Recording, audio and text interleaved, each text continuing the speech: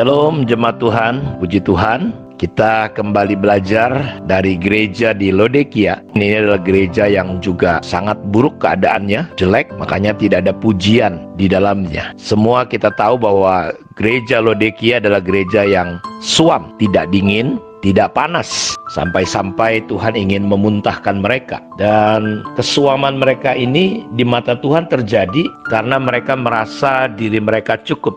Mereka berlagak, aku kaya, aku telah memiliki segala-galanya, aku tidak butuh apa-apa dan apapun, sampai Tuhan tersingkir keluar dari gereja ini. Makanya di ayat 20-22 kita menemukan bagaimana firman Tuhan berkata, Yesus berdiri di luar. Jadi Yesus tidak ada di dalam. Dia perlu ketuk pintu ulang supaya gereja ini membuka hati dan mengizinkan untuk dia masuk. Jadi kita harus berjaga-jaga, berhati-hati. Apakah Yesus masih ada di dalam kehidupan kita, menjadi Tuhan mengatur segalanya? Atau sebenarnya kita sudah berjalan sendirian tanpa Tuhan, tanpa rohnya, tanpa tuntunannya? Jemaat Laodikia ini adalah jemaat yang sangat religius, melakukan banyak hal untuk Allah sehingga membuat mereka berpikir mereka yang telah membuat segalanya. Sampai Yesus berkata bahwa sebenarnya mereka miskin, karena sebelumnya mereka pikir bahwa mereka tidak butuh apa-apa.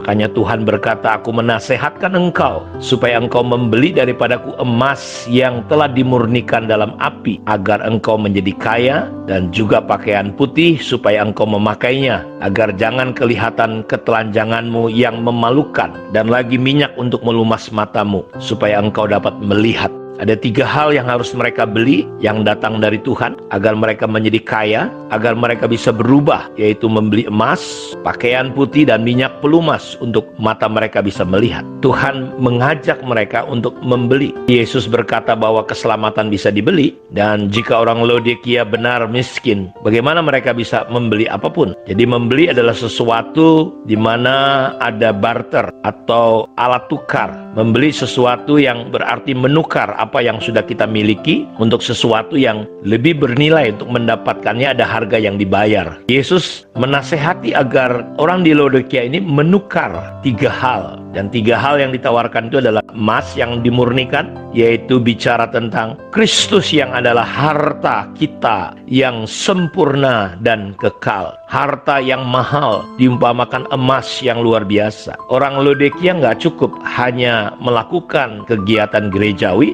seperti kayak Marta, begitu sibuk teralihkan dengan pelayanan yang mereka lakukan, tetapi Yesus tidak ada bersama-sama dengan mereka. Marta menggerutu, marah. Seringkali kita jadi anak-anak Tuhan yang kualitasnya bukan kualitas emas yang murni. Pada panggilan akhir hidup kita adalah menjadi seperti Kristus. Marta sibuk terus, sementara Maria duduk di bawah kaki Tuhan mendengar, coba ingin tahu apa isi hati Tuhan. Terkadang kita melakukan banyak hal, kegiatan-kegiatan, perkara-perkara rohani tanpa pengertian. Makanya umatku binasa tanpa pengenalan akan Allah. Gereja hancur bukan karena kurang urapan, tapi mereka nggak mengerti isi hati Tuhan. Ketika suasana COVID seperti ini, banyak orang hanya berlindung, bersembunyi di dalam ketakutan untuk menjaga keselamatan hidupnya. Mereka tidak berdoa apa yang harusnya ini menjadi momentum, kesempatan yang kita bisa lakukan sesuatu untuk menyatakan Tuhan di tengah-tengah dunia yang sedang galau,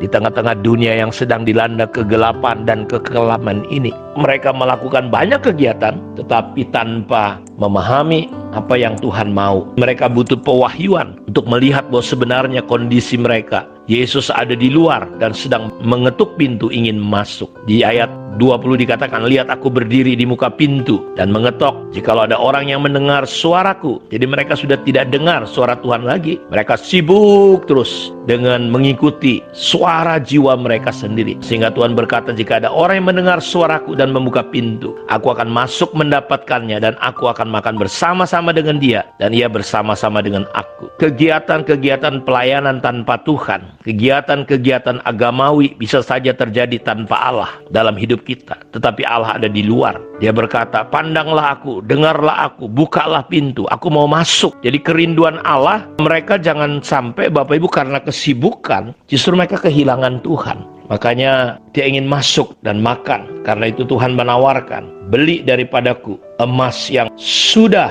dibakar dengan api. Derek Prince mengatakan bahwa ada pertukaran dari manusiawi kita kepada hal-hal yang ilahi, dari yang fana kepada yang kekal, dari yang sementara kepada yang selama-lamanya. Ketika Yesus naik ke atas kayu salib, Dia mengambil semua dosa kita dan memberikan pada kita kebenarannya. Dia mengambil semua luka, kepedihan, dan penyakit kita, dan sebagai gantinya Dia memberi kita pemulihan, kesembuhan. Dia mengambil semua hal penolakan yang kita terima, dan sebagai gantinya Dia memberi kita penerimaan. Dia mengambil kematian, maut, neraka yang menyeramkan, Dia ganti dengan hidupnya. Jadi kekristenan adalah pertukaran hidup, pertukaran ilahi, hidup kita dengan hidupnya. Jadi gak heran kalau ada yang bilang bahwa mengikut Yesus harus memberikan segalanya. Tuhan adalah pemilik hidup kita. Kita perlu menyerahkan. Harga yang harus kita bayar itu adalah hidup kita serahkan. Karena tanpa Yesus kita akan miskin walaupun kita kaya. Tanpa Kristus kita akan binasa walaupun kita kelihatan happy hari ini. Karenanya Tuhan berkata, kamu telanjang,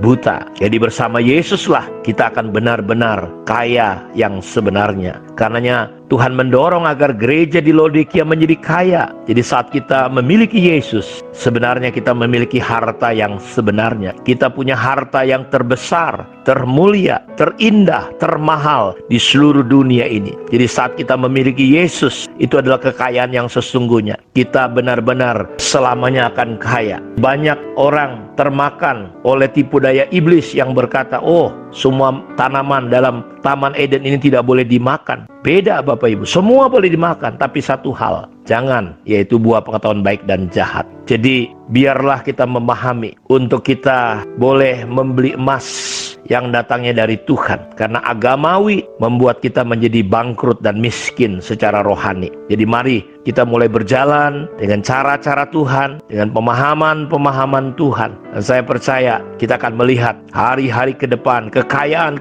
surgawi ini akan menolong kita tahan, kuat menghadapi penderitaan, aniaya, dengan segala hal yang akan terjadi di depan hidup kita. Kiranya Tuhan Yesus memberkati kita semua. Shalom.